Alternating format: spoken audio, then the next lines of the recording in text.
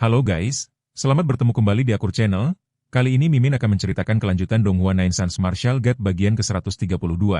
Namun tak bosan-bosannya Mimin ingin mengucapkan maaf yang sebesar-besarnya, dikarenakan untuk video dan alur cerita tidak sama, jadi untuk videonya, hanya sebagai bumbu pemanis saja ya guys. Baiklah, supaya tidak berbasa-basi lebih lama lagi, langsung aja kita terobos ke ceritanya. Pada episode sebelumnya, diceritakan amarah 40 ahli alam gua surga meledak dan mereka menyerbu Ye Yunfei dengan kekuatan seperti lautan. Namun ia tetap tenang dan justru membantai lawan satu persatu dengan kekuatan fisik dan tekniknya. Dalam waktu singkat banyak ahli tewas, membuat seluruh kota Shenfeng gemetar. Di saat yang sama, sekutunya berhasil menyelamatkan para tawanan, membebaskan beban Ye Yunfei. Tanpa ragu ia membalas habis pasukan musuh, menghancurkan ribuan prajurit dan banyak ahli hingga mereka ketakutan dan melarikan diri. Saat dikepung kekuatan besar dan artefak kuat, ia menggunakan prasasti penjaga untuk menghancurkan segalanya. Akhirnya, semua musuh tumbang dan namanya mengguncang seluruh benua. Angin seolah berembus pelan di antara barisan para kultivator muda, membawa suasana tegang yang dipenuhi aura tajam dari energi pedang yang tak kasat mata.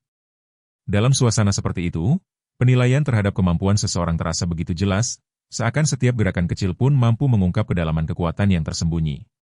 Dalam keadaan seperti itulah, tersirat penilaian bahwa Du Guhuan memang sangat berbakat dalam seni pedang, dan teknik 1000 pedang mutlaknya telah mencapai serangan ke-300, sebuah pencapaian yang tidak bisa dianggap remeh bahkan di antara para jenius.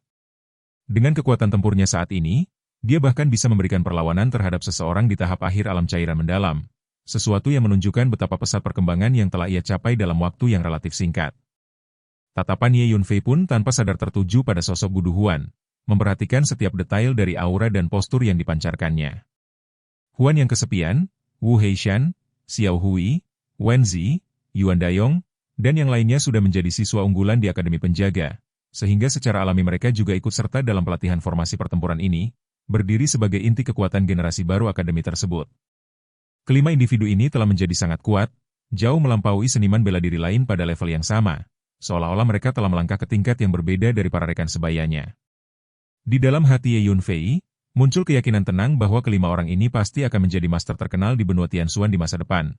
Sebuah pemikiran yang membuatnya mengangguk diam-diam saat membaca ini, seolah telah melihat sekilas masa depan yang gemilang bagi mereka. Namun, perhatian Ye Yunfei tidak berhenti di situ. Dalam pikirannya, ia mulai memikirkan langkah berikutnya yang harus diambil, dan pada saat itulah ia menyadari bahwa saatnya menyempurnakan sejumlah pil penjernih pikiran. Ia bergumam pada dirinya sendiri dengan nada rendah, penuh pertimbangan. Pil pembersih hati adalah semacam ramuan yang sangat istimewa, sebuah obat yang memiliki kemampuan luar biasa. Mengonsumsi pil pembersih hati dapat membersihkan semua kotoran, termasuk energi iblis dan jahat, sesuatu yang sangat penting dalam menghadapi ancaman dari ras iblis kuno.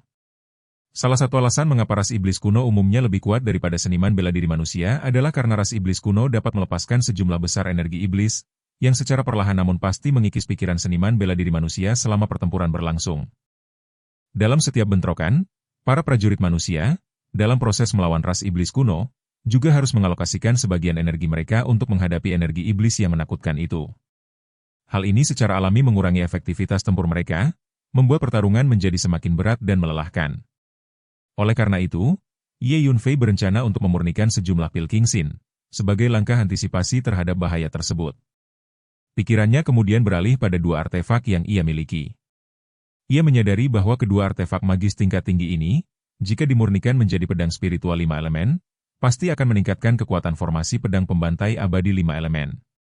Dengan gerakan tenang, Ye Yunfei mengulurkan tangannya, dan dua pedang panjang berwarna hitam pekat muncul, melayang di atas telapak tangannya, memancarkan aura dingin dan mematikan. Kedua pedang panjang berwarna hitam pekat ini dicuri dari para pembunuh di makam Tianyo, dan keduanya merupakan artefak banjir berkualitas tinggi, sebuah harta yang sangat langka dan berharga. Namun demikian, Ye Yunfei menyadari bahwa jika ingin memurnikan kedua artefak magis tingkat tinggi ini menjadi pedang spiritual 5 elemen, maka ia harus menemukan tempat dengan jumlah Ki 5 elemen yang besar, mendirikan formasi besar Hunyuan 5 elemen, dan memanfaatkan Ki 5 elemen untuk memurnikan pedang tersebut. Lagi pula, menyempurnakan senjata purba tingkat tinggi bukanlah tugas yang mudah, sebuah kenyataan yang membuat Ye Yunfei kembali bergumam pada dirinya sendiri, menimbang segala kemungkinan dan kesulitan yang mungkin akan dihadapi. Ia pun memutuskan untuk meluangkan waktu untuk pergi dan mencarinya, sebuah keputusan yang diambil dengan tenang namun penuh tekad. Setelah itu, tanpa ragu, Ye Yunfei bergerak dan berteleportasi keluar dari menara pantom, muncul di lapangan pelindung. Saat ini, Xie Changkong dan anggota berpangkat tinggi lainnya dari akademi masih berada di alun-alun, menunggu perkembangan dengan penuh harap. Hal ini terjadi karena waktu mengalir berbeda di dalam dan di luar menara pantom, di mana berhari-hari telah berlalu di dalam menara itu, namun di luar menara, hanya sedikit waktu yang telah berlalu. Begitu Xie Changkong dan yang lainnya melihat Ye Yunfei, mereka semua langsung mengepungnya dengan ekspresi penuh harapan. Xie Changkong pun segera menanyakan perkembangan yang terjadi, sementara Ye Yunfei dengan tenang menyampaikan bahwa mereka terlatih dengan baik, dan bahwa diperlukan waktu sekitar 1 hari untuk menguasai formasi pertempuran tersebut. Mendengar hal itu, Xie Changkong dan yang lainnya sangat gembira, karena ini berarti bahwa mulai sekarang, Akademi Penjaga akan memiliki formasi pertempuran baru yang dapat dijadikan sebagai kartu truf bagi akademi tersebut. Tidak berhenti di situ, Ye Yunfei kemudian meminta Dekan Xie untuk segera mengirim orang membeli ramuan obat yang ia butuhkan dalam jumlah sebanyak mungkin. Dengan satu lambaian tangan, selembar kertas giok terbang keluar dan mendarat di depan Xie Changkong. Gulungan giok itu berisi daftar lebih dari 10 jenis ramuan spiritual yang dibutuhkan untuk memurnikan pil pembersih hati. Dan meskipun kualitas ramuan tersebut tidak terlalu tinggi, jumlah yang dibutuhkan cukup besar. Xie Changkong merasakan isi dari gulungan giok tersebut dan segera menyetujui permintaan itu, berniat untuk langsung mengirim orang membeli dalam jumlah besar. Sehari kemudian, Ye Yunfei kembali memasuki menara ilusi. Di dalamnya, lebih dari 8.000 orang yang dibagi menjadi 2 tim berdiri di depan Ye Yunfei. Setiap dari mereka memancarkan niat membunuh yang nyata, bergulung dan menerjang seperti gelombang yang tak terbendung. Selama periode ini, mereka terlibat dalam pertempuran yang sengit, di mana setiap saat, setiap detik, adalah pertempuran. Seolah-olah mereka telah melalui pertempuran yang tak terhitung jumlahnya, semangat dan tekad mereka telah menjadi sekeras besi, dan masing-masing dari mereka memancarkan aura seperti binatang buas baja. Di dalam diri mereka, sepertinya terpendam niat membunuh yang tak berujung, sebuah perubahan yang begitu mencolok hingga sulit dipercaya bahwa mereka adalah orang yang sama seperti sebelumnya. Selain itu, sebagian besar orang telah mencapai terobosan karena hal ini, membuat kekuatan keseluruhan mereka meningkat drastis. Melihat semua itu, Ye Yunfei merasa sangat puas. Ia menilai bahwa susunan pembunuh atau killing array pada dasarnya kini sudah lengkap. Setelah itu, Ye Yunfei memindahkan lebih dari 8.000 orang keluar dari menara pantom dan masuk ke lapangan protektorat. Pada saat itu, Xie Changkong dan anggota berpangkat tinggi lainnya dari akademi telah tiba di alun-alun, menunggu dengan cemas. Tak lama kemudian, lebih dari 8.000 orang tiba-tiba muncul di alun-alun, berbaris rapi dengan formasi yang teratur. Masing-masing dari mereka tampak acak-acakan, wajah mereka dipenuhi niat membunuh, memancarkan aura pembunuh yang sangat pekat dan mengerikan, menyerupai kepulan asap dan pelangi yang melesat lurus ke langit. Aura mengerikan dari lebih dari 8.000 orang itu menyatu, menciptakan suasana mencekam di seluruh dunia. Melihat pemandangan tersebut, Xie Changkong dan para pejabat tinggi lainnya sangat terkejut, seolah-olah mereka melihat orang-orang itu untuk pertama kalinya. Seorang perawat lanjut usia bahkan tidak dapat menahan keterkejutannya, berseru dalam hati tentang betapa mengerikannya niat membunuh yang terpancar. Bahkan Xie Changkong sendiri merasa merinding karena aura pembunuh tersebut, menunjukkan betapa dahsyatnya perubahan yang telah terjadi. Dekan Shangguan pun turut berseru kaget, mengungkapkan bahwa perubahan mereka sungguh menakjubkan, seolah mereka telah berubah total menjadi pasukan yang benar-benar berbeda. Para pejabat tinggi lainnya juga merasakan hal yang sama, terkejut sekaligus gembira atas hasil yang luar biasa ini. Dalam situasi itu, Ye Yunfei kemudian menyampaikan rencananya kepada Dekan Xie, bahwa dari 8.000 orang ini, 4.000 orang akan disisakan untuk menjaga akademi, sementara ia sendiri akan memimpin 4.000 orang lainnya untuk bergabung dengan pasukan Tianxuan. Keputusan ini membuat Xie Changkong terkejut dan mempertanyakan apakah jumlah 4.000 orang itu cukup. Namun, Ye Yunfei dengan tenang menjelaskan bahwa formasi pertempuran yang terdiri dari 4.000 orang dapat mengerahkan kekuatan tempur yang setara dengan puluhan ribu orang, menunjukkan keyakinannya terhadap kekuatan formasi pembunuh tersebut. Meski demikian, kekhawatiran tetap muncul di hati Xie Changkong. Ia memikirkan banyaknya musuh yang telah dibuat oleh Ye Yunfei, dan merasa bahwa jika Ye Yunfei muncul di medan perang, kemungkinan besar musuh akan mencoba untuk berurusan dengannya. Oleh karena itu, ia sempat mengusulkan agar Ye Yunfei tetap tinggal di akademi, sementara dirinya yang memimpin tim. Namun, Ye Yunfei menolak dengan tenang, menyatakan bahwa ia memiliki perhitungan sendiri. Ia bahkan menyerahkan tanggung jawab untuk mengendalikan monumen penjaga kepada Dekan Xie mulai saat itu. Keputusan ini kembali mengejutkan Xie Changkong, yang tidak menyangka bahwa Ye Yunfei tidak akan membawa monumen pelindung tersebut bersamanya. Namun, Ye Yunfei tetap tenang, menyatakan bahwa tidak perlu khawatir, karena bahkan tanpa monumen pelindung, tidak ada yang bisa menyakitinya. Meskipun Xie Changkong dan para pejabat tinggi lainnya masih merasa khawatir, mereka akhirnya tidak dapat membujuk Ye Yunfei untuk mengubah keputusannya. Setengah hari kemudian, Ye Yunfei berangkat bersama 4.000 orang. Para pejabat tinggi yang ikut bersamanya termasuk 3 tetua dari Akademi Penjaga dan 5 tetua biasa dengan kekuatan alam gua surga. Selain itu, Du Guhuan, Xiao Hui, Wen Zi, Wu Heishan, dan Yuan Dayong juga bersikeras untuk ikut serta dalam perjalanan tersebut, menunjukkan semangat juang mereka yang tinggi. Tepat sebelum keberangkatan, Long Yingning tiba-tiba muncul dan bersikeras untuk ikut bersama Ye Yunfei. Meskipun Ye Yunfei mencoba membujuknya, usahanya gagal, dan pada akhirnya ia tidak punya pilihan selain menyetujuinya. Bagi ras pejuang, pertempuran memang merupakan cara terbaik untuk berkembang, sebuah prinsip yang tampaknya dipahami dengan baik oleh semua orang yang ikut dalam perjalanan ini. Akhirnya, dengan suara gemuruh yang menggema di langit, 10 pesawat ruang angkasa berbaris rapi, meninggalkan Akademi Penjaga dan menuju ke Cakrawala. Perlahan namun pasti, mereka melesat menjauh, hingga akhirnya menghilang di kejauhan, membawa serta harapan, ambisi, dan takdir yang belum terungkap. Di dataran tengah, tepatnya di markas besar makam Neter Surgawi, suasana dipenuhi amarah yang meluap-luap.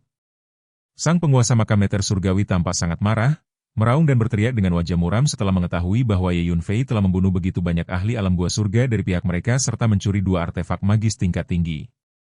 Kemarahan itu tidak hanya lahir dari kerugian besar yang diderita makam Tianyo, tetapi juga dari rasa terhina yang mendalam.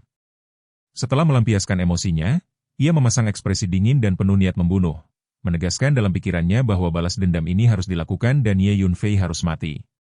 Di hadapannya, seorang pria parubaya berdiri dengan sikap hormat, menyampaikan informasi penting bahwa ras iblis kuno telah mengirim pesan.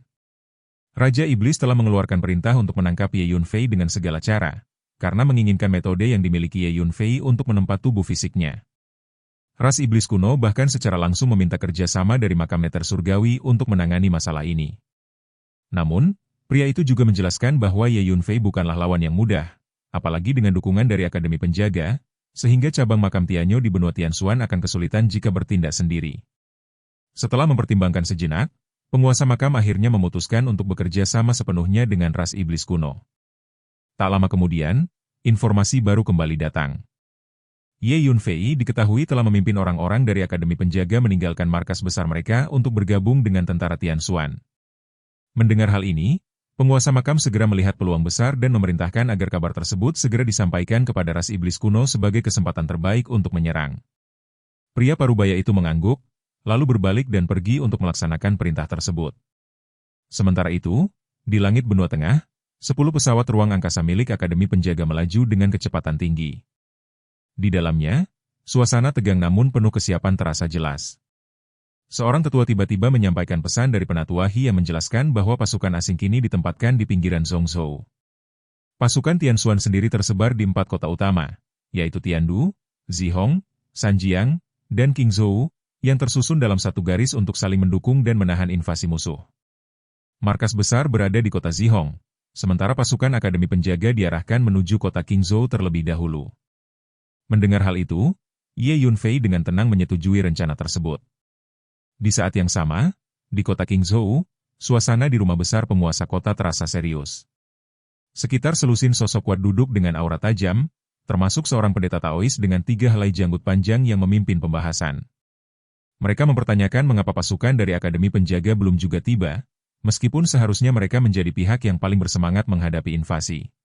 Beberapa orang mulai meragukan komitmen Akademi Penjaga, bahkan menganggap mereka telah merosot sejak kematian guru pelindung. Namun tidak semua orang sepakat, dan suasana diskusi dipenuhi ketegangan yang tersembunyi. Pendeta Taois kemudian menjelaskan bahwa kemungkinan besar serangan musuh akan diarahkan ke kota Zhihong atau kota Tiandu karena lokasi strategisnya, sementara kota Qingzhou dianggap paling terpencil.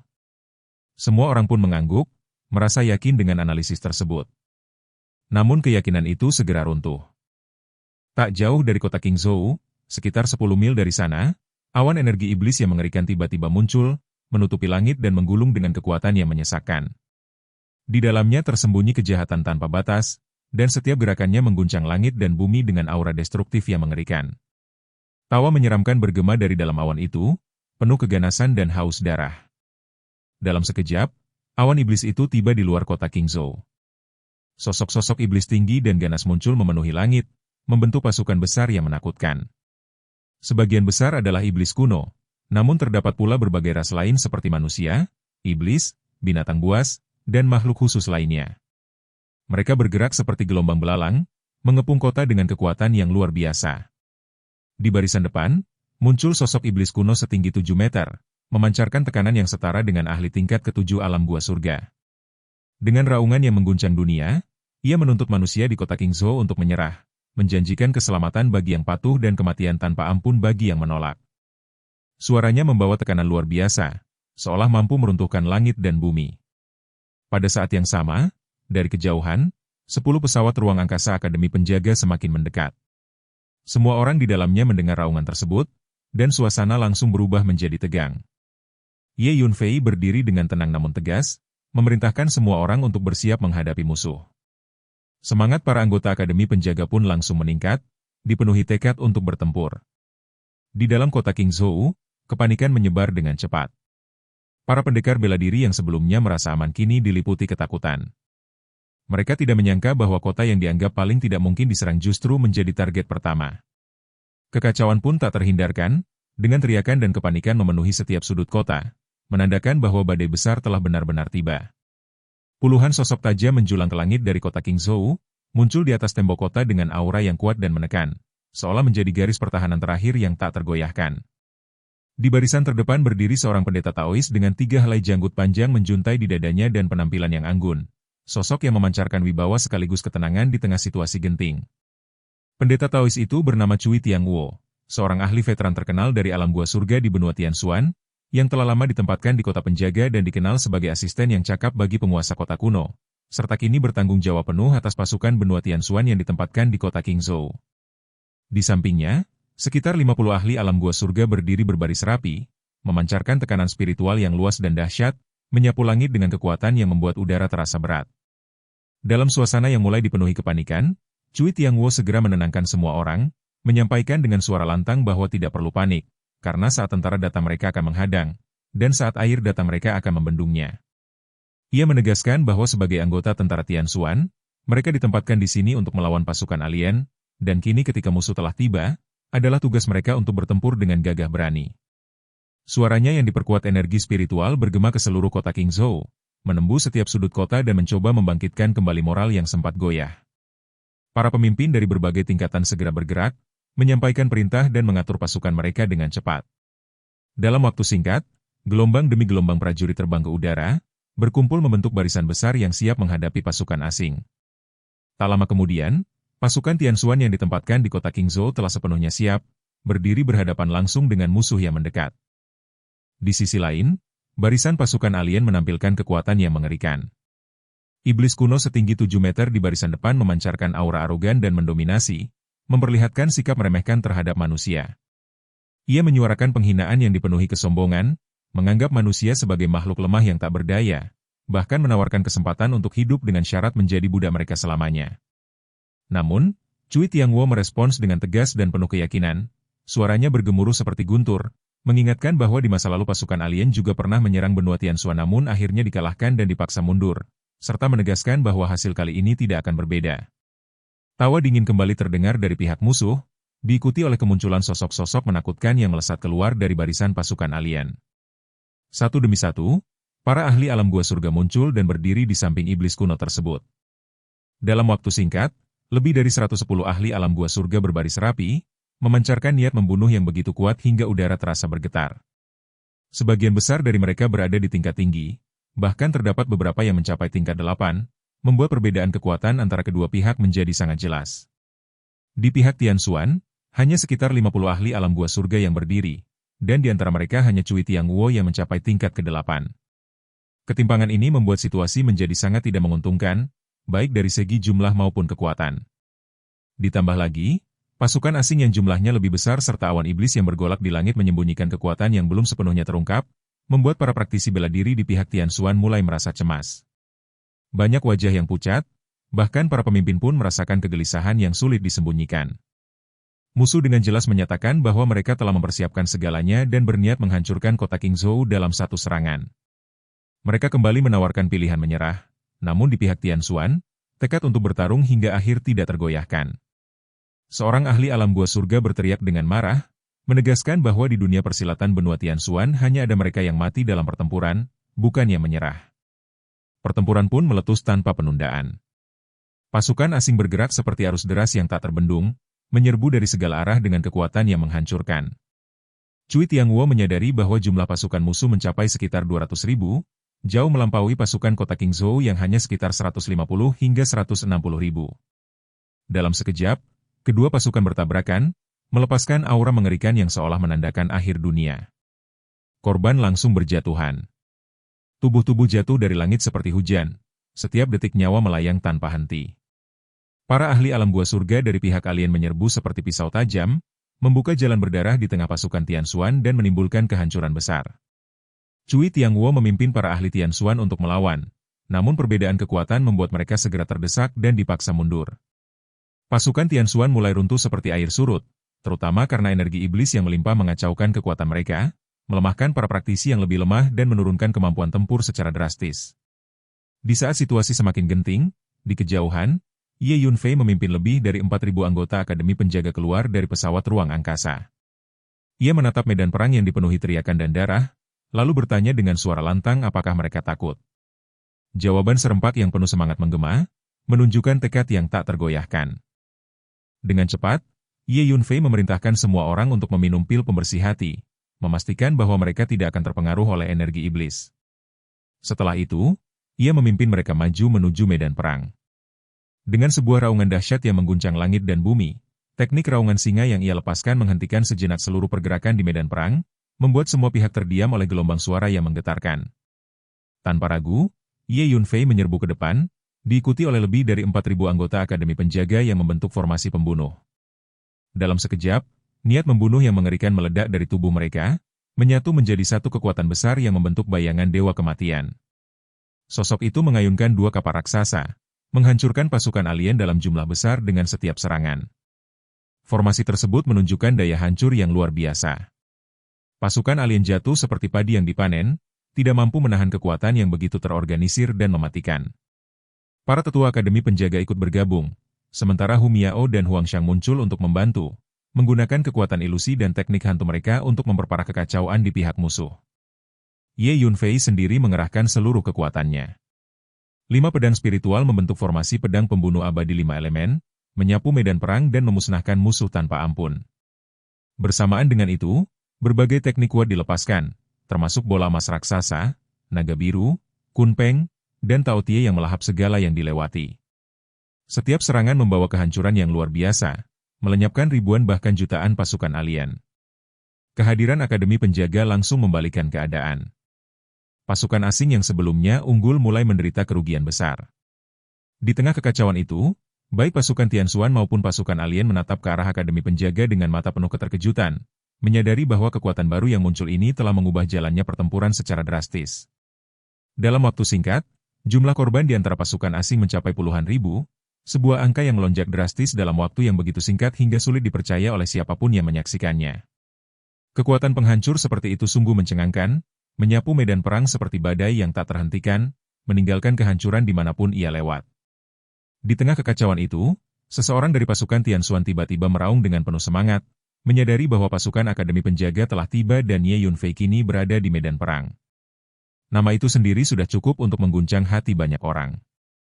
Ye Yunfei, yang sebelumnya dalam pertempuran kota Shenfeng telah seorang diri membunuh 44 ahli di alam buah surga, ratusan di alam cairan mendalam, dan ribuan di alam pendirian fondasi, kini berdiri kembali di medan perang. Berita tentang pencapaiannya telah menyebar ke seluruh benua Tian Xuan, membuat reputasinya mencapai puncak. Dimanapun namanya disebut, tidak ada yang berani tidak menghormatinya atau tidak merasa gentar. Kini, sosok itu muncul kembali, memimpin pasukan Akademi Penjaga menyerbu medan perang seperti harimau di antara domba, tak terbendung dan penuh dominasi. Kehadirannya memberikan dorongan luar biasa bagi penduduk benua Tian Xuan. Semangat yang sebelumnya goyah kini bangkit kembali dengan cepat. Para pendekar bela diri yang tak terhitung jumlahnya merasakan darah mereka mendidih saat melihat pasukan Akademi Penjaga bertarung dengan gagah berani. Dalam peperangan, moral memang merupakan faktor yang sangat penting, dan kali ini, moral pasukan Tian Xuan melonjak drastis. Cui Tianguo segera menyadari perubahan ini dan mengangkat semangat pasukannya dengan raungan penuh kekuatan. Dalam sekejap, pasukan Tianxuan menyerbu maju dengan kekuatan penuh, memanfaatkan momentum yang telah terbentuk. Namun di sisi lain, para ahli alam gua surga dari pasukan asing terkejut saat menyadari bahwa yang mereka hadapi adalah formasi pertempuran. Mereka yang berasal dari wilayah bintang Xuan Huang memahami betapa berbahaya dan berharganya formasi semacam itu, sehingga keterkejutan mereka berubah menjadi kewaspadaan yang serius. Seorang pemimpin klan iblis kuno segera mengeluarkan perintah untuk membentuk tim dan menunjukkan kekuatan formasi pertempuran mereka sendiri. Dalam sekejap, ras iblis kuno membentuk 3 formasi pertempuran besar, masing-masing berisi 10.000 iblis kuno, dan menyerbu pasukan Akademi Penjaga dari 3 arah dengan niat membunuh yang pekat. Namun di mata Ye Yunfei, formasi pertempuran ras iblis kuno ini berada pada level yang sangat rendah. Dengan tenang, ia mengirimkan metode untuk memecahkan formasi tersebut melalui telepati kepada semua anggota Akademi Penjaga. Benturan pun terjadi. Salah satu formasi iblis kuno melaju lebih cepat dan langsung menyerang. Namun dalam sekejap, lebih dari 4.000 anggota Akademi Penjaga yang dipenuhi niat membunuh meraung serentak. Di atas mereka, sosok hantu dewa pembantai muncul dan mengayunkan 2 kapal perang raksasa, menghantam formasi musuh dengan kekuatan yang menghancurkan. Hasilnya mengejutkan semua pihak. Formasi pertempuran yang terdiri dari 10.000 iblis kuno runtuh dalam hitungan detik, dengan setengah dari pasukannya tewas atau terluka. Tanpa memberi kesempatan, pasukan Akademi Penjaga langsung menyerbu 2 formasi lainnya, dan hasilnya tetap sama. Ketiganya hancur dalam waktu singkat. Dengan kekuatan yang tak terhentikan, lebih dari 4.000 anggota Akademi Penjaga terus maju, menjadi seperti pisau tajam yang menusuk barisan musuh. Dimanapun mereka lewat, pasukan asing runtuh dan kehilangan harapan. Terinspirasi oleh pemandangan ini, pasukan Tianxuan juga melepaskan kekuatan tempur yang luar biasa, bertarung melampaui batas mereka sendiri. Para ahli dari dunia lain hanya bisa terkejut dan marah. Mereka tidak menyangka bahwa benua Tianxuan memiliki formasi pertempuran sekuat ini. Dengan penuh amarah, mereka memutuskan untuk menghancurkan formasi tersebut dengan segala cara. Sekitar selusin ahli alam gua surga segera bergerak dan mengepung pasukan Akademi Penjaga, melancarkan serangan penuh. Namun, lebih dari 4.000 anggota Akademi Penjaga yang telah diliputi keadaan pembantaian tidak menunjukkan rasa takut sedikit pun. Formasi mereka tetap stabil, bahkan mampu bertarung imbang dengan para ahli tersebut. Di atas formasi, sosok dewa pembantai terus mengayunkan kapaknya, memaksa para ahli mundur. Namun, di bawah tekanan dari lebih dari selusin ahli, mereka belum mampu mendapatkan keunggulan. Pada saat itulah Ye Yunfei bergerak. Dengan mengaktifkan jubah bayangan surgawi, ia muncul di depan pasukan Akademi Penjaga dalam sekejap. Pedang jiwa surgawi terus dilepaskan, menyerang lautan jiwa para ahli musuh tanpa henti. Bersamaan dengan itu, ia menggunakan berbagai teknik kuat seperti tinju pembunuh dewa iblis sejati, kitab 9 yang, dan roda totem 9 istana. Dalam waktu singkat, 8 ahli dari alam lain tewas di tangannya, termasuk yang berada di tingkat tinggi. Dengan kekuatan yang dimilikinya saat ini, bahkan ahli tingkat 6 pun bukanlah lawan yang sulit, apalagi mereka yang berada di tingkat lebih rendah. Pemandangan ini membuat para ahli musuh diliputi kemarahan sekaligus ketakutan. Lebih dari 30 ahli segera bergerak bersama, menyerbu Ye Yunfei dari segala arah. Namun Ye Yunfei tidak berniat menghadapi mereka secara langsung. Dengan memanfaatkan energi spasial, ia menghilang ke dalam kehampaan. Sesaat kemudian, ia muncul di belakang seorang ahli iblis kuno dan langsung menyerangnya. Pedang jiwa surgawi menghantam lautan jiwa lawan, sementara pedangnya menembus jantung. Dalam sekejap, lawan itu binasa dan tubuhnya dipindahkan ke menara ilusi.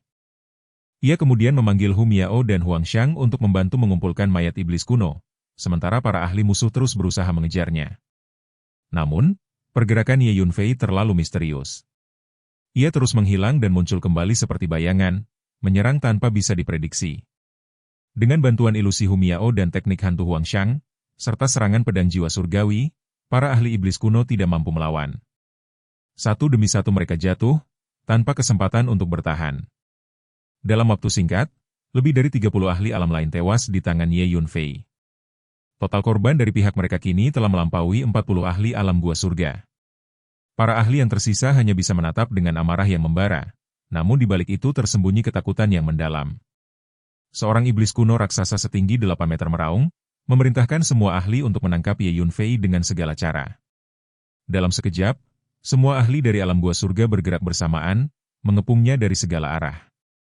Pemandangan itu membuat Cui Tianguo dan para ahli lainnya dari benua Tianxuan merasa campur aduk antara terkejut dan kesal, menyadari bahwa seluruh perhatian musuh kini terfokus pada satu orang, sosok yang telah mengubah jalannya pertempuran, Ye Yunfei.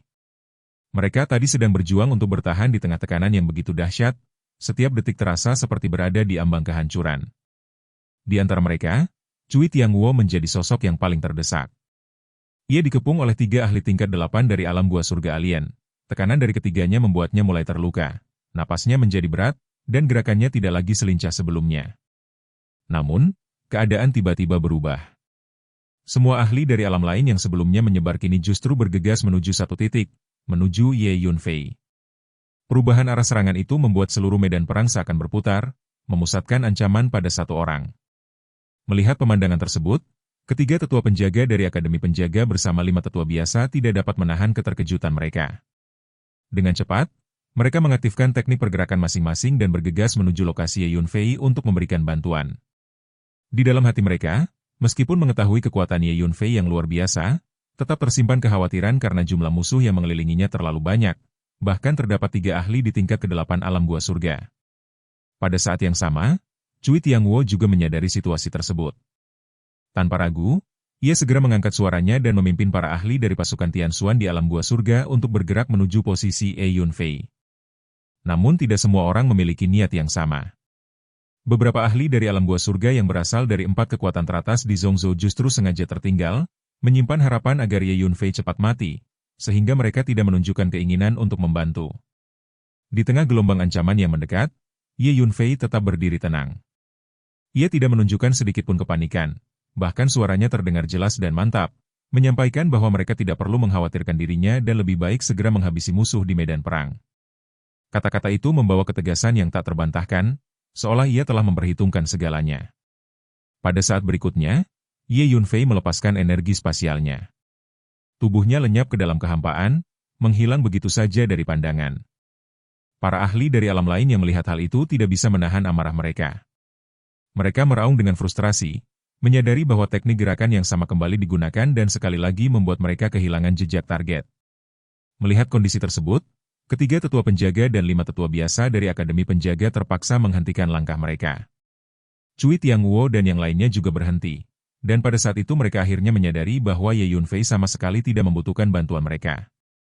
Dengan kemampuan untuk bergerak menembus ruang, tidak ada satupun dari mereka yang mampu mengejar atau bahkan menyentuhnya. Kesadaran itu membuat mereka segera mengalihkan fokus. Cui Tianguo kembali memimpin para ahli pasukan Tianxuan untuk menyerang pasukan asing, sementara para tetua Akademi Penjaga juga berbalik dan kembali ke medan pertempuran dengan senyum getir, memahami bahwa peran mereka ada di tempat lain. Sementara itu, para ahli dari alam lain mulai panik. Mereka melepaskan kekuatan jiwa mereka, menyapu seluruh medan perang untuk menemukan keberadaan Ye Yunfei. Namun pencarian itu tidak mudah. Tiba-tiba, seperti bayangan yang muncul dari kegelapan, Ye Yunfei muncul di belakang seorang iblis kuno tingkat ke-5 alam gua surga. Dalam satu koordinasi sempurna, Hu Miao menggunakan sihir ilusi, Huang Xiang menggunakan sihir hantu, dan Ye Yunfei sendiri melepaskan pedang jiwa surgawi. Serangan gabungan itu membuat tubuh iblis kuno tersebut langsung membeku, ekspresi ketakutan dan kesakitan terpampang jelas di wajahnya. Tanpa ragu, Ye Yunfei menusukkan pedangnya ke jantung lawan, mengakhiri hidupnya dalam sekejap, lalu memindahkan tubuhnya ke menara ilusi. Para ahli lain segera menyadari keberadaan Ye Yunfei dan menyerbu ke arahnya. Namun sebelum mereka sempat mendekat, ia telah menghilang kembali ke dalam kehampaan. Pergerakannya seperti bayangan yang tak bisa ditangkap, muncul dan menghilang tanpa pola. Setiap kali ia muncul, selalu ada satu ahli dari alam lain yang terbunuh. Ia dengan cermat menargetkan yang lebih lemah terlebih dahulu sebelum beralih ke yang lebih kuat. Kecepatan gerakannya begitu tinggi hingga sulit diikuti, bahkan oleh para ahli sekalipun. Dalam waktu singkat, lebih dari 20 ahli dari alam lain tewas di tangannya. Para musuh yang tersisa dipenuhi amarah, namun juga ketakutan yang tidak bisa mereka sembunyikan. Setiap kali Ye Yunfei muncul, mereka langsung menyerbu seperti orang gila, tetapi usaha mereka selalu berakhir sia-sia. Bahkan 3 ahli tingkat 8 alam gua surga pun tidak mampu berbuat apa-apa. Mereka tidak bisa menyentuhnya, apalagi mengalahkannya. Kesenjangan antara kecepatan dan teknik pergerakan membuat mereka hanya bisa menyaksikan kehancuran di depan mata. Di sisi lain medan perang, Cui Tianguo memimpin para ahli pasukan Tianxuan melakukan pembantaian besar terhadap pasukan asing. Dengan puluhan ahli alam gua surga menyerang bersama, daya hancur yang dihasilkan sangat mengerikan. Ditambah lagi, formasi pembunuh dari lebih dari 4.000 anggota Akademi Penjaga terus menyapu medan perang, membunuh musuh dalam jumlah besar. Kemanapun formasi itu bergerak, pasukan asing runtuh. Dalam waktu yang tidak lama, korban di pihak musuh meningkat drastis, dan perlahan-lahan, pasukan Tianxuan mulai mengambil alih keunggulan. Tiba-tiba, sebuah laporan terdengar dari kejauhan, menyebar ke seluruh medan perang. Kabar bahwa bala bantuan akan segera tiba langsung memicu sorak-sorai dari pasukan Tianxuan. Sebaliknya, pasukan asing mulai kehilangan semangat. Perintah mundur pun segera dikeluarkan. Dalam sekejap, pasukan asing yang sebelumnya ganas berubah menjadi gelombang yang melarikan diri. Ye Yunfei tidak ingin melewatkan kesempatan ini. Ia segera mengajak Hu Miao dan Huang Xiang untuk mengejar, dengan tujuan mengumpulkan lebih banyak mayat iblis kuno. Seekor makhluk rakus muncul di belakang Ye Yunfei, melahap para iblis kuno yang tertinggal. Pedang Void miliknya menembus kepala demi kepala musuh, sementara Hu Miao dan Huang Xiang terus menyerang tanpa henti. Dalam waktu singkat, sejumlah besar mayat berhasil dikumpulkan. Namun, pasukan asing akhirnya berhasil melarikan diri ke kejauhan.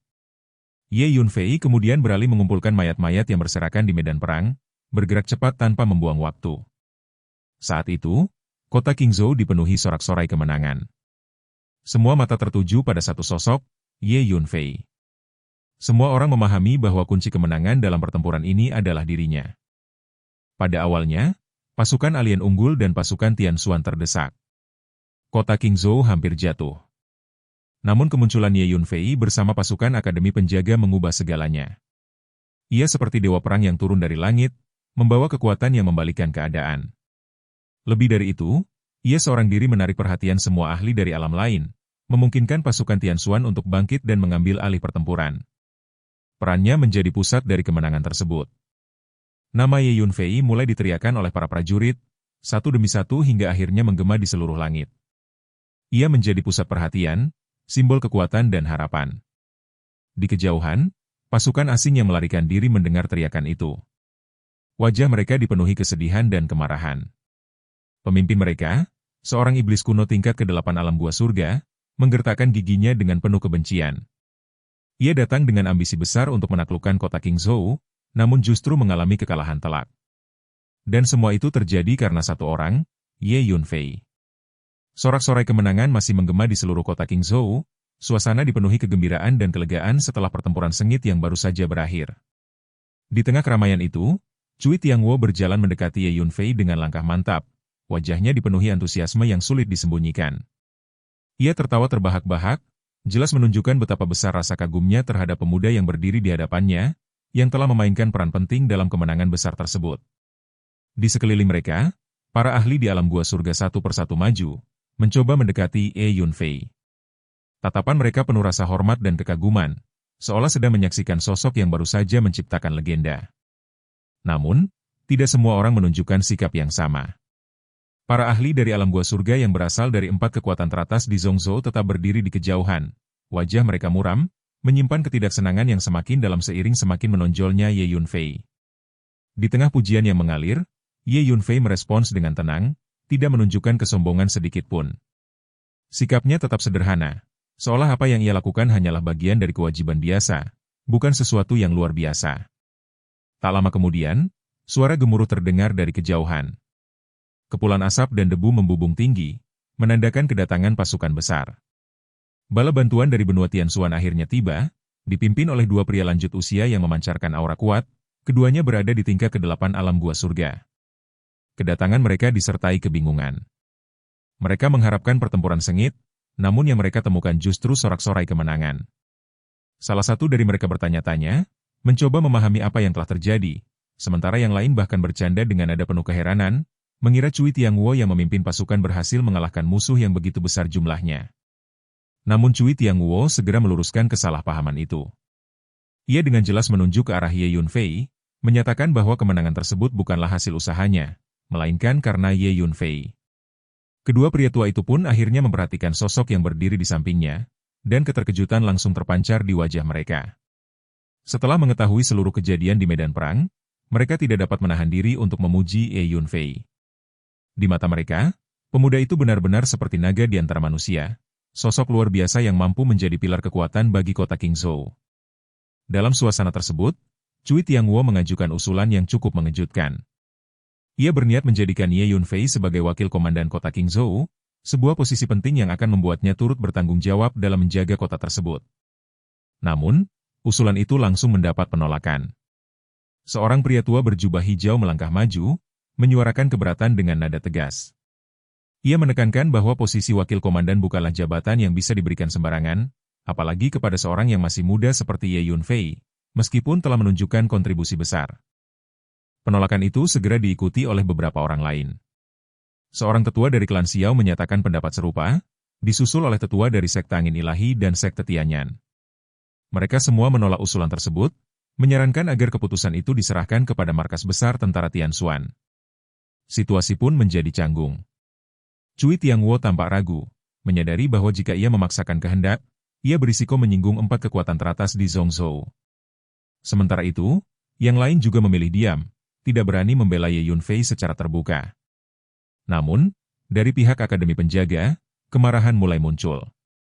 Salah satu anggota senior tidak dapat menahan diri, mengungkapkan ketidakpuasannya terhadap sikap para penentang tersebut.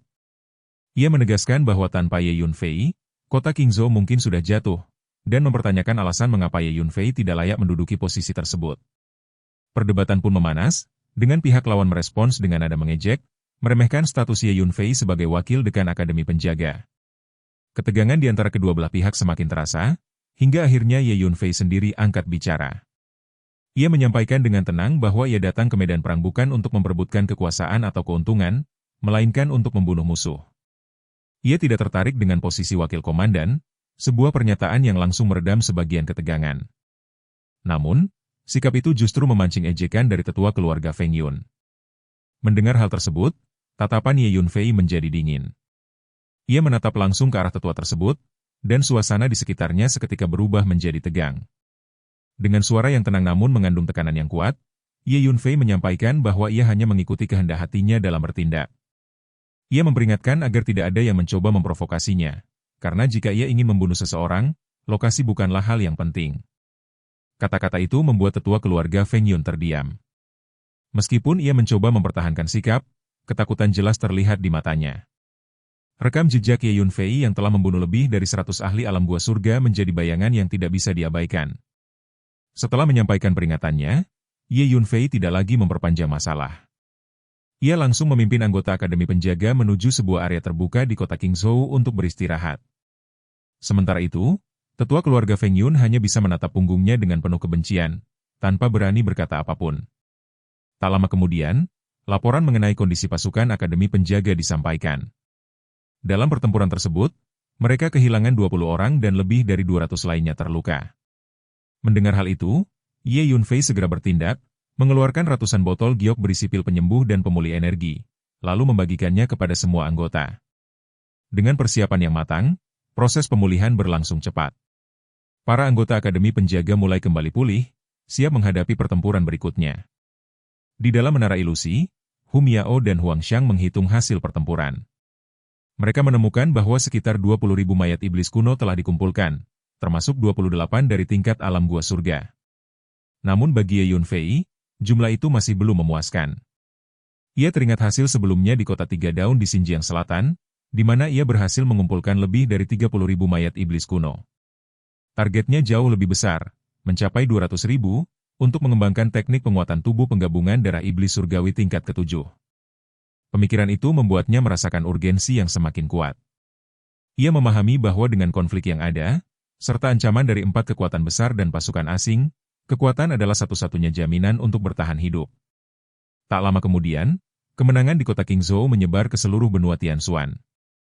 Berita tersebut mengguncang dunia, membangkitkan semangat para praktisi bela diri yang sebelumnya diliputi kekalahan. Nama Ye Yunfei menjadi perbincangan di mana-mana, simbol harapan di tengah situasi yang suram. Kemenangan ini bukan sekadar kemenangan biasa, melainkan titik balik yang mengangkat moral seluruh benua. Namun bagi Ye Yunfei, semua itu bukan akhir. Sehari setelah pertempuran, ia tidak lagi bisa duduk diam. Ia menyampaikan rencananya kepada Hu Miao dan Huang Xiang untuk mengambil inisiatif, memburu ras iblis kuno demi mengumpulkan lebih banyak mayat mereka. Keduanya langsung menyatakan dukungan.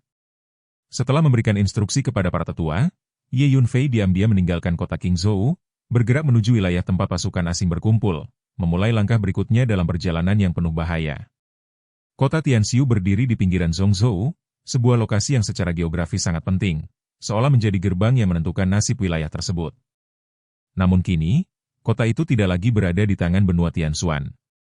Kota Tianxiu telah sepenuhnya diduduki oleh pasukan alien dan berubah menjadi markas utama bagi serangan mereka menuju jantung Zhongzhou. Jumlah pasukan asing yang berkumpul di sana begitu besar hingga kota Tianxiu sendiri tidak mampu menampungnya. Di luar tembok kota, sejauh mata memandang, tenda-tenda berdiri rapat, berderet tanpa celah, membentang hingga beberapa mil. Ribuan, bahkan ratusan ribu makhluk asing bergerak di antara perkemahan, menciptakan kebisingan yang memekakan telinga, seperti gelombang yang tidak pernah berhenti. Suasana dipenuhi aura kacau dan menekan, menandakan bahwa tempat ini bukan lagi kota biasa, melainkan sarang kekuatan yang menakutkan. Di dalam kota Tianxiu, di sebuah istana yang diselimuti suasana menyeramkan, udara terasa berat dan penuh tekanan. Di sanalah berkumpul para pemimpin pasukan asing. Tiba-tiba, raungan keras menggema, memecah kesunyian yang mencekam. Seekor iblis kuno setinggi 8 meter melolong dengan amarah yang membara. Tubuhnya diselimuti angin berputar yang ganas, seperti gelombang yang terus menerjang tanpa henti. Kekuatan yang dipancarkannya menunjukkan bahwa ia setara dengan ahli tingkat 9 di alam gua surga, sebuah tingkat kekuatan yang menggetarkan. Di dalam istana itu, lebih dari 200 ahli dari alam gua surga duduk di kedua sisi, masing-masing memancarkan aura tajam dan kuat. Sebagian besar dari mereka adalah iblis kuno, sosok-sosok yang membawa tekanan berat hanya dengan keberadaan mereka. Pembicaraan pun mengarah pada satu nama yang kini menjadi pusat perhatian, Ye Yunfei. Mereka tidak dapat menyembunyikan keterkejutan atas kemunculan seorang jenius muda dari benua Tianxuan, sebuah benua yang selama ini mereka anggap rendah. Mereka mulai menyadari bahwa kekuatan Ye Yunfei jauh melampaui perkiraan mereka. Kekuatan tempurnya setidaknya setara dengan tingkat ketujuh alam gua surga, dan yang lebih mengkhawatirkan adalah kemampuannya untuk menghilang ke dalam ruang angkasa kapan saja. Kemampuan itu membuatnya hampir mustahil untuk ditangkap, bahkan oleh para ahli sekalipun. Beberapa dari mereka merasa tidak percaya, karena energi spasial merupakan salah satu kekuatan paling sulit dipahami di dunia, bahkan bagi ahli tingkat tinggi di wilayah bintang Xuan Huang. Namun kenyataan di hadapan mereka tidak dapat disangkal. Meski begitu, tujuan mereka tetap jelas. Ye Yunfei adalah target yang secara khusus diperintahkan oleh Raja Iblis untuk ditangkap. Perintah itu bukan sekadar tugas biasa, melainkan misi yang menentukan nasib mereka. Raja Iblis dikenal sangat kuat, tetapi juga kejam dan tidak dapat diprediksi. Kemarahannya dapat berujung pada pembantaian, bahkan terhadap bawahannya sendiri. Bayangan akan kebrutalan itu membuat semua ahli di dalam istana merasakan ketegangan yang menekan. Mereka sepakat untuk memfokuskan seluruh upaya mereka pada penangkapan Ye Yunfei, bertekad menyelesaikan misi tersebut apapun risikonya. Suasana di dalam istana dipenuhi tekad sekaligus ketakutan yang tersembunyi. Pada saat itu, sebuah sosok berjubah hitam muncul di dalam istana seperti bayangan. Kehadirannya langsung menarik perhatian semua orang. Sosok itu berasal dari makam Neter Surgawi, sebuah organisasi pembunuh yang bahkan di wilayah bintang Xuan Huang pun dikenal sebagai kekuatan yang tangguh. Ia menyampaikan bahwa mereka akan membantu dalam menghadapi Ye Yunfei. Ia juga mengungkapkan bahwa kunci untuk menghadapi Ye Yunfei adalah mengatasi teknik gerakannya yang aneh. Tanpa itu, menangkapnya akan sangat sulit. Namun, mereka telah mengambil langkah. Mereka telah menghubungi markas besar di wilayah bintang Xuan Huang untuk mengirimkan satu set bendera susunan bagi susunan anti pesawat Hunyuan. Bendera itu akan tiba dalam 2 hari, dan setelah itu, mereka akan segera mengambil tindakan. Mendengar hal ini, seluruh ahli di dalam istana terkejut. Susunan penyegel kekosongan primordial adalah formasi yang sangat terkenal, mampu menutup ruang dan mencegah pergerakan spasial. Dengan adanya formasi tersebut, bahkan seorang ahli tingkat tinggi pun tidak akan mampu melarikan diri. Keyakinan pun mulai muncul kembali di antara mereka. Tawa liar bergema di dalam istana, menandakan kepercayaan diri yang kembali bangkit. Sementara itu, jauh dari istana, Ye Yunfei telah tiba di dekat kota Tianxiu. Dari kejauhan, ia mengamati perkemahan luas yang dipenuhi tenda dan pasukan asing yang bergerak tanpa henti. Dengan kekuatan jiwanya, Ia dengan cepat memperkirakan bahwa jumlah pasukan yang ditempatkan di sana setidaknya mencapai 500.000 orang. Jika digabungkan dengan pasukan di wilayah lain, jumlah keseluruhan pasukan alien kemungkinan mencapai 1 juta. Namun tujuan Ye Yunfei kali ini bukanlah untuk menghadapi seluruh pasukan tersebut secara langsung. Ia datang untuk memburu ras iblis kuno dan mengumpulkan mayat mereka.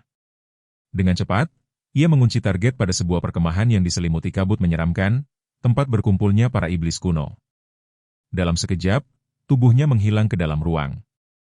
Ia muncul kembali seperti bayangan di depan gerbang perkemahan, lalu melesat masuk tanpa suara. Di dalam tenda yang luas itu, sekitar 1.000 iblis kuno sedang beristirahat, tidak menyadari bahaya yang mendekat. Dengan suara rendah, Ye Yunfei mengaktifkan kekuatan spasialnya. Ruang di sekitarnya langsung membeku, menjadi seperti dinding besi yang tak bisa ditembus. Pada saat yang sama, Hu Miao menggunakan sihir ilusi, sementara Huang Xiang mengaktifkan teknik hantu. Para iblis kuno itu langsung terjebak, tubuh mereka kaku, tidak mampu bereaksi. Pedang Void melesat keluar dari tubuh Ye Yunfei, menembus satu persatu jantung para iblis kuno. Dalam waktu kurang dari 2 tarikan napas, lebih dari 1.000 iblis kuno terbunuh. Mayat mereka langsung dipindahkan ke menara ilusi tanpa sisa. Tanpa berhenti, Ye Yunfei kembali menggunakan kekuatan jiwanya untuk menemukan target berikutnya. Ia bergerak seperti hantu, muncul dan menghilang dari satu perkemahan ke perkemahan lain, membantai iblis-iblis kuno tanpa ampun. Bagi Ye Yunfei, tidak ada alasan untuk menunjukkan belas kasihan. Ras iblis kuno adalah musuh bebuyutan manusia, dan setiap dari mereka telah menodai tanah benua Tianxuan dengan darah. Dalam waktu lebih dari setengah jam, Ye Yunfei telah mengumpulkan lebih dari 40.000 mayat iblis kuno. Namun bagi dirinya, jumlah itu masih jauh dari cukup. Targetnya adalah 200.000, jumlah yang diperlukan untuk mengembangkan teknik penguatan tubuh tingkat berikutnya. Dengan tekad yang semakin kuat, Ye Yunfei terus bergerak di antara perkemahan, memburu tanpa henti. Bayangannya melintas di kegelapan, membawa kematian bagi setiap iblis kuno yang ditemuinya, seolah menjadi bayangan pembalasan yang tidak bisa dihentikan. Di dalam perkemahan luas yang dipenuhi tenda-tenda rapat itu, para iblis kuno yang sedang beristirahat dan memulihkan diri tampak sebagai makhluk tingkat rendah yang paling lemah dan paling rendah. Mereka tidak berada dalam kondisi siaga, melainkan larut dalam kelelahan setelah pertempuran sebelumnya, sehingga kewaspadaan mereka hampir tidak ada. Dalam kondisi seperti itu, serangan gabungan Ye Yunfei, Hu Miao, dan Huang Xiang menjadi sesuatu yang benar-benar mematikan. Para iblis kuno itu bahkan tidak memiliki kesempatan untuk melawan balik, dan satu persatu langsung terbunuh tanpa sempat memahami apa yang sedang terjadi. Keadaan ini semakin menguntungkan bagi Ye Yunfei karena sebelumnya pemimpin tertinggi pasukan alien telah mengeluarkan perintah kepada seluruh pasukan agar tetap berada di dalam tenda masing-masing dan beristirahat dengan baik. Perintah itu dikeluarkan sebagai persiapan untuk pertempuran besar yang akan terjadi 2 hari kemudian melawan pasukan Tianxuan. Akibatnya, para iblis kuno patuh dan tetap berada di dalam tenda, tidak bergerak kemanapun. Situasi ini secara tidak langsung menciptakan kondisi yang ideal bagi Ye Yunfei. Ia dapat bergerak tanpa terdeteksi, memburu target satu persatu tanpa menimbulkan kecurigaan. Perburuan itu menjadi jauh lebih mudah, hampir seperti panen yang tidak menghadapi perlawanan.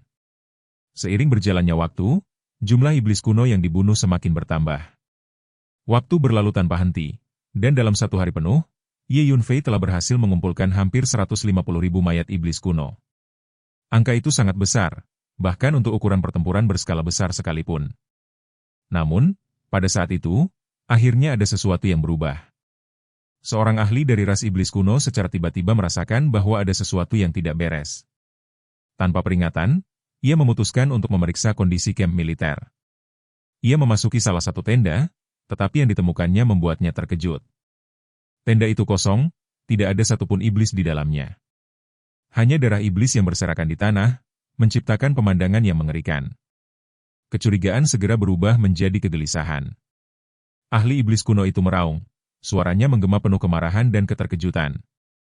Ia kemudian memeriksa puluhan tenda lainnya, dan hasilnya sama. Semuanya kosong. Tidak ada satupun makhluk yang tersisa. Raungan itu memicu kepanikan. Pasukan asing lainnya mulai berteriak, menyadari bahwa lebih dari 100.000 tentara telah menghilang tanpa jejak. Seluruh kamp militer menjadi kacau. Para prajurit berhamburan keluar dari tenda, mencoba memahami apa yang terjadi. Para ahli dari alam lain juga segera muncul, melepaskan kekuatan jiwa mereka untuk menyelidiki seluruh area. Namun, tidak ada petunjuk yang ditemukan. Lebih dari 200 ahli dari berbagai ras merasa terkejut sekaligus marah. Kehilangan lebih dari 100.000 pasukan tanpa pertempuran adalah sesuatu yang sulit diterima, bahkan menakutkan. Akhirnya, seorang ahli iblis kuno dengan kekuatan tingkat ke-9 dari alam gua surga mengambil alih situasi.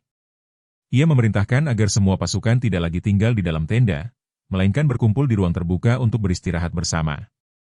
Sementara itu, para ahli dari berbagai bidang menyebar di sekitar area, tetap waspada setiap saat, menjaga kemungkinan serangan yang tidak terduga. Sementara kekacauan itu terjadi, di tempat yang jauh dari pusat perkemahan, sekitar 10 mil dari kota Tianxiu, Ye Yunfei muncul di puncak sebuah gunung. Wajahnya menunjukkan kepuasan yang jelas setelah hasil yang ia capai.